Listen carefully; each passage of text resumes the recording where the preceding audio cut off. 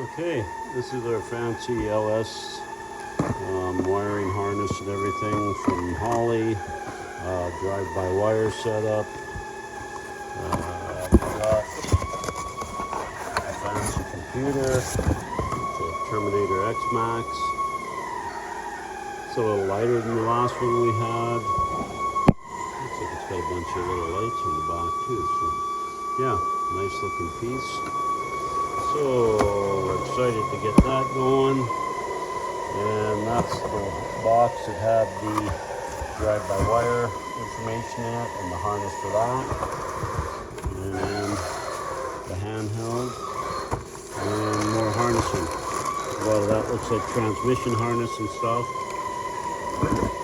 So we will get fitting all that stuff into it. So yeah, kind of cool that we got this now. So we'll be back as we're putting all this into the car and show you guys what's going on there. Okay, we'll be back. Okay, we had a pretty busy day yesterday. We got the trans mount all in.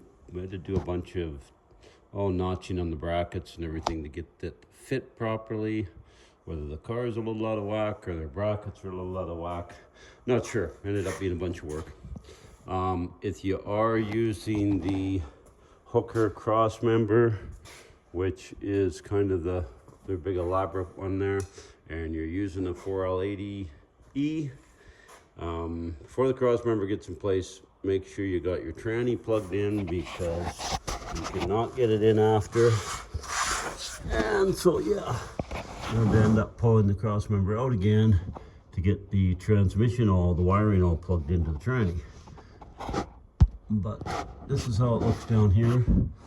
Not a whole bunch of light, but yeah, it looks actually really good. It's a nice looking bracket. It's heavy duty. And we got our cable run for the shifter. We have to make sure it's out of the way of the exhaust. And going up. Okay, Holley fuel management system. We're starting to lay out all the wiring for it. So we're getting some of that done. We'll probably mount it on the inside. So yeah, it's actually coming along pretty good. So, and here's a pile of our parts all over the place. So you can kind of see what we got going on there. So we got quite a list of parts. We got a really cool little cooler that's going on for the transmission cooler. We got a 240 amp alternator, which is actually pretty nice. I was gonna go with just a 150, but I couldn't get the one I wanted. And the factory 104 was about as much money as I could get the 240 for, so it was a good deal. There's our drive-by-wire setup that we gotta put in. So we'll get him hooked up next. Well, maybe not next, but today. And there's a bunch of coils we got going in.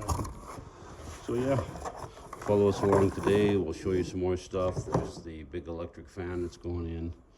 And we got to build these steam lines to go in. We'll tell you a little bit about that as they're going in. I think we showed you on the rivets what we did and what they're doing these days. And yeah, stay tuned and we'll show you everything that we can as we're doing it. But we ended up with lots of header clearance, which we're happy with. We've had a few of these where we've had to modify, and yeah, you hate to take an $1,100 header and start modifying it. So we're trying to make sure that we had a combination that was going to fit. Took us a little longer to figure all that out because we thought the other mounts we had would work, but they would not.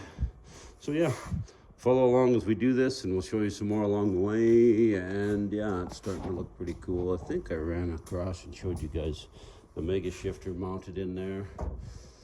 So we had no console. We set it in, helped us kind of verify where the shifter was going to be. So yeah. Okay, we will be back. Thanks for watching.